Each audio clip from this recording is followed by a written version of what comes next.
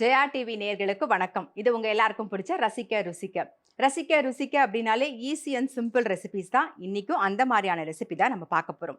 அதுக்கு முன்னாடி இந்த ரசிக்க ருசிக்கல கலந்துக்கணும்னு நிறைய பேர் கேட்குறீங்க. நீங்க பண்ண வேண்டியதெல்லாம் வந்து என்ன ரெசிபி பண்ண போறீங்க அப்படிங்கிறத உங்க ஃபோன் நம்பரோட டீட்டெயில்டா ஜெயா டிவிக்கு எழுதி அனுப்புங்க.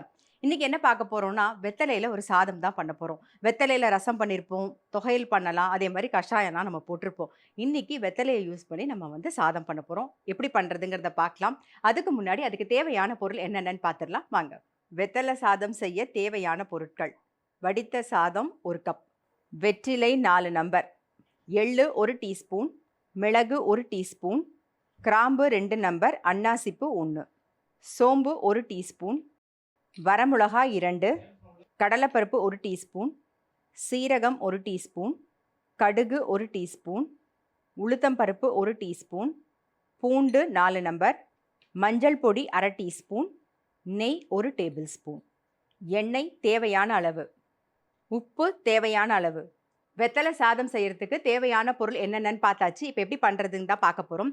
வெத்தலை அப்படின்னாலே நமக்கு நல்லாவே தெரியும், நல்ல ஜீரண சக்தி அதிகமாக இருக்கணும். என்னென்னா நம்ம வந்து இப்போ கல்யாணத்துலையோ இல்லை நல்லா ஹெவியாக சாப்பிட்டாலும் வெத்தலை வாயில் போட்டு மென்னுட்டோன்னு வச்சுக்கோங்களேன், நல்லா ஜீரணம் ஆகிடும். அதே மாதிரி நமக்கு ஜலதோஷம் இருந்தாலும் நம்ம வந்து கஷாயம், வெத்தலை கொஞ்சம் மிளகெல்லாம் போட்டு கஷாயம் போட்டு குடிப்போம் இல்லையா.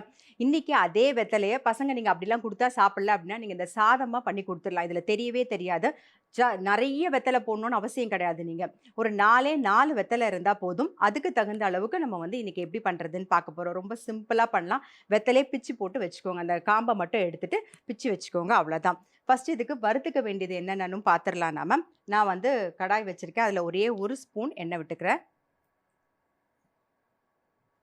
அவ்வளோதான். இதில் வந்து காரத்துக்கு நம்ம மிளகு காரம் சேர்க்க போகிறோம். வரமிளகா ஒரே 1 வரமிளகா சேர்த்தா போதும். ஸோ ஒரே 1 வரமிளகா. மிளகு வந்து நல்லா ஒரு 1 டீஸ்பூனுக்கு மிளகு,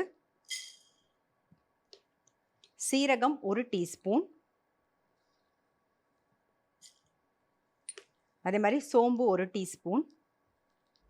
இதில் பார்த்தீங்கன்னா ஆல்மோஸ்ட் எல்லாமே வந்து மெடிசினல் வேல்யூ தான். மிளகு, சீரகம், சோம்புல கூட இருக்குது. அதே மாதிரி எள்ளு எல்லாமே. இந்த சாதம் வந்து ரொம்ப ரொம்ப டேஸ்ட்டாகவும் இருக்கும். கண்டிப்பாக வந்து வெத்தலை சாதம் ட்ரை பண்ணியிருக்க மாட்டீங்க, கண்டிப்பாக ட்ரை பண்ணி பாருங்கள். எள்ளு 1 டீஸ்பூன். இது கூடவே வந்து நம்ம என்ன பண்ண போகிறோன்னா, கிராம்பு ஒரே 1 கிராம்பு சேர்த்தா போதும், ரொம்ப ஜாஸ்தி தேவையில்லை, ஒரே 1 கிராம்பு. அதே மாதிரி இந்த அன்னாசி பூவில் வந்து அந்த ஒரே 1 பூ ஃபுல்லாக போடணுன்னு அவசியம் கிடையாது. பாருங்கள், ஒன்றே 1. இப்போ இதை நம்ம முதல்ல வறுத்துக்கலாம். இது வந்து அது கலர் மாறாமல் நல்லா அழகாக அந்த வாசனை வர அளவுக்கு வறுத்துண்டா போதும். நம்ம பருப்பெல்லாம் சேர்த்தா தெரியும் கலர் மாறுறது. இது வந்து வாசனை வரும்போது நம்ம ஆஃப் பண்ணிடலாம். இது கூடவே வந்து கருவேப்பிலை கொஞ்சம்,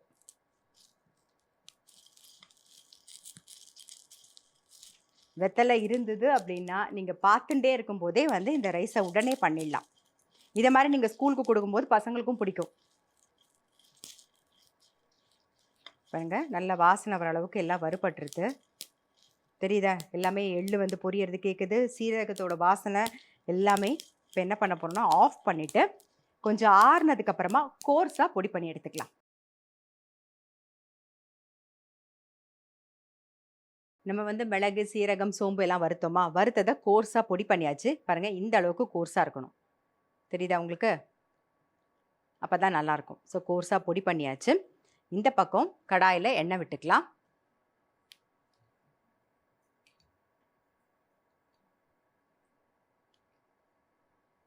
தாளிக்கிறதுக்கு கொஞ்சம் கடுகு, கொஞ்சம் உளுத்தம்பருப்பு, கடலைப்பருப்பு சேர்த்துக்கலாம். வேர்க்கடலை இருந்தால் வேர்க்கடலை கூட நீங்கள் சேர்த்துக்கலாம். இது எல்லாமே ஆப்ஷனல் தான். என்ன இருக்கோ வீட்டில் அதை வச்சு நம்ம பண்ணிடலாம். அதே மாதிரி நான் இன்றைக்கி வந்து பூண்டு சேர்க்க போகிறேன். பூண்டு வாசனையே பிடிக்காது அப்படின்னு நினைக்கிறவங்க பூண்டை அவாய்ட் பண்ணிவிட்டு மிச்சது எல்லாமே சேர்த்துக்கலாம். கொஞ்சம் கடலைப்பருப்பு, கொஞ்சமாக உளுத்தம்பருப்பு, ஏற்கனவே 1 வரமிளகா வந்து நம்ம வறுத்தோம், அது கூட கொஞ்சம் மிளகும் சேர்த்தோம். ஸோ அடுத்த ஒரே 1 வரமிளகாயை வந்து நம்ம தாளிக்கிறதுக்கு யூஸ் பண்ணிக்கிறோம். காரம் எல்லாம் உங்களுக்கு தகுந்த மாதிரி நீங்கள் பார்த்து போட்டுக்கலாம். வரமிளகா, மிளகெல்லாம் சேர்க்கறதுனால அதுக்கு தகுந்த மாதிரி நீங்கள் காரம் பார்த்து போட்டுக்கலாம். இப்போ இதிலே வந்து கொஞ்சம் கருவேப்பிலையும் சேர்த்துக்கலாம். எப்பயுமே சொல்கிறது தான், கருவேப்பிலை வந்து நீங்கள் பிச்சு போட்டிங்கன்னா நல்ல வாசனையாக இருக்கும். அது மாதிரி பூண்டு வந்து ஒரு 5-6 பல்லு பூண்டு சேர்க்க போகிறேன் நான். பூண்டு வேண்டாம், பூண்டு வாசனையே பிடிக்காதுன்னு நினைக்கிறவங்க பூண்டை அவாய்ட் பண்ணிடலாம். டோட்டலாக அவாய்ட் பண்ணிவிட்டு நீங்கள் வந்து இந்த சாதம் பண்ணி பாருங்கள்.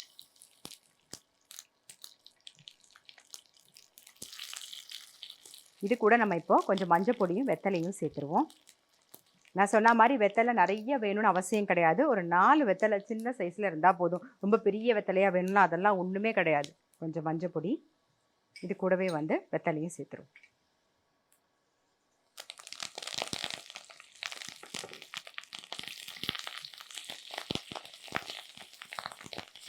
லைட்டாக ஒரு நிமிஷம் வதங்கட்டும்.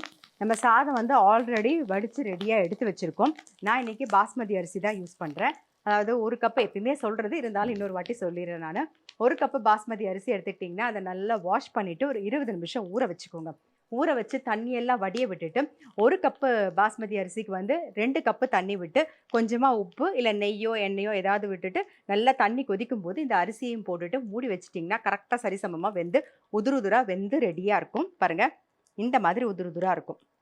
ஸோ நான் இன்றைக்கி பாஸ்மதி அரிசி யூஸ் பண்ணியிருக்கேன். அது இருந்தால் நீங்கள் அதை யூஸ் பண்ணலாம். இல்லை நார்மல் அரிசி இருக்குது, எப்பயும் போல் நம்ம பச்சரிசி யூஸ் பண்ணுவோம், இல்லைனா புழுங்கல் அரிசி யூஸ் பண்ணுவோம்னா அது கூட நீங்கள் யூஸ் பண்ணிக்கலாம். இப்போ வந்து நம்ம ரைஸை சேர்த்துக்கலாம். ஜஸ்ட் ஒரு மிக்ஸ் பண்ணிவிட்டு இதுலேயே நம்ம கோர்ஸாக பொடி பண்ணியிருக்கோம் இல்லையா, அதை சேர்த்துருவோம்.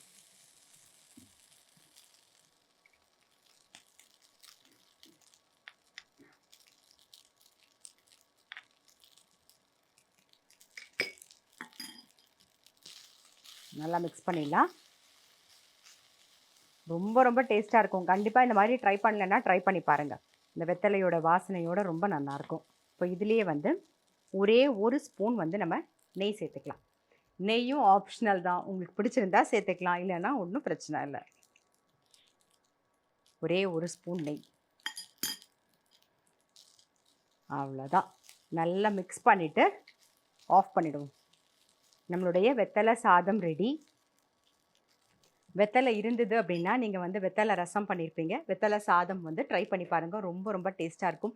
இது நீங்கள் வந்து ஸ்கூலுக்கு டிஃபன் பாக்ஸ் கொடுத்தாலும் பசங்களுக்கு தெரியாது. அந்த நம்ம சோம்பு, சீரகம், மிளகு அதோட வாசனைலாம் சேர்ந்து வரும்போது ரொம்பவே நல்லாயிருக்கும். கண்டிப்பாக சாப்பிட்ருவாங்க. வெத்தலை இருக்குது, சாதம் பண்ணியாச்சு, இது தொகையெல்லாம் ரெடி பண்ணி பார்க்கலாம் அப்படின்னு நினச்சிங்கன்னா இதே மாதிரி ஒரு 4-5 வெத்தலை இருந்தால் போதும். ரொம்ப அவசியம் கிடையாது. அதுக்கு வந்து நம்ம எப்பயும் போல் வரமிளகா சேர்ப்போம், உளுத்தம்பருப்பு சேர்ப்போம் இல்லையா, சின்ன வெங்காயம் கண்டிப்பாக சேர்க்கணும். அப்போ தான் நல்லாயிருக்கும். சின்ன வெங்காயமும் ஒரு 4 பல்லு பூண்டும் சேர்த்து நல்லா வதக்கிட்டு, அதுக்கப்புறமா கொஞ்சமாக புளியும் வச்சு இந்த வெத்தலையை லைட்டாக ஒரு பெரட்டு பெரட்டிட்டு நீங்கள் வந்து அடுப்பை ஆஃப் பண்ணிவிடுங்க. எல்லாத்தையும் வதக்கிட்டு அடுப்பை ஆஃப் பண்ணிட்டு வெத்தலையும் போட்டு ஒரு பெரட்டு பெரட்டிட்டு அரைச்சி பாருங்கள். அவ்வளோ டேஸ்ட்டாக இருக்கும். வெத்தலை தொகையல் ட்ரை பண்ணலைன்னா அதுவும் வந்து ட்ரை பண்ணி பாருங்கள். இப்போ நம்மளுடைய வெத்தலை சாதம் வந்து ரெடி ஆகிடுது. அதை வந்து பிளேட்டிங் பண்ணிவிடுவோம்.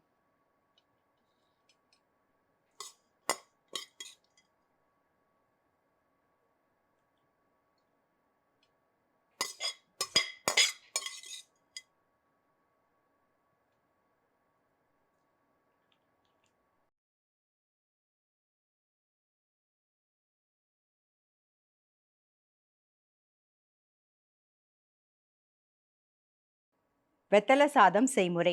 ஃபஸ்ட்டு ஒரு பேனில் வறுத்துக்க வேண்டியதெல்லாம் வறுத்துக்கணும். வரமிளகா, மிளகு, சீரகம், சோம்பு, எள்ளு, அன்னாசிப்பூ, கொஞ்சம் கருவேப்பிலை இதெல்லாம் வறுத்து கோர்ஸாக பொடி பண்ணி ரெடி பண்ணி வச்சுக்கணும். அடுத்தது கடாயில் கொஞ்சமாக எண்ணெய் விட்டு காஞ்சதுக்கு அப்புறமா வந்து கடுகு, கொஞ்சம் கடலைப்பருப்பு, கொஞ்சம் உளுத்தப்பருப்பு, ஒரே ஒரு வரமிளகா, கொஞ்சம் கருவேப்பிலையும் போட்டு பூண்டையும் சேர்த்துட்டு நல்லா வதக்கிட்டு கொஞ்சம் மஞ்சள் பொடியும் போட்டு நம்ம வெத்தலையை வந்து கட் பண்ணி வச்சிருப்போம், பிச்சு வச்சிருந்தா கூட போதும். வெத்தலையும் போட்டுட்டு ஒரு பெரட்டு பெரட்டிக்கோங்க. வேக வச்சு வச்சிருக்கிற சாதத்தையும் போட்டு அதில் ஒரு பெரட்டு பெரட்டிட்டு அதுக்கப்புறமா வந்து நம்ம வறுத்து பொடி பண்ணியிருக்கோம் இல்லையா, அந்த பொடியும் போட்டு மேலாக மிக்ஸ் பண்ணிட்டீங்கன்னா நம்மளுடைய வெத்தலை சாதம் ரெடி. வெத்தலை சாதம் எப்படி பண்ணுறதுன்னு பார்த்துருப்பீங்க. கண்டிப்பாக ட்ரை பண்ணி பாருங்கள். அதே மாதிரி வெத்தலை தொகையில் எப்படி அரைக்கணும் அப்படிங்கிறதையும் சொல்லியிருக்கேன். அதுவும் வந்து ட்ரை பண்ணி பாருங்கள்.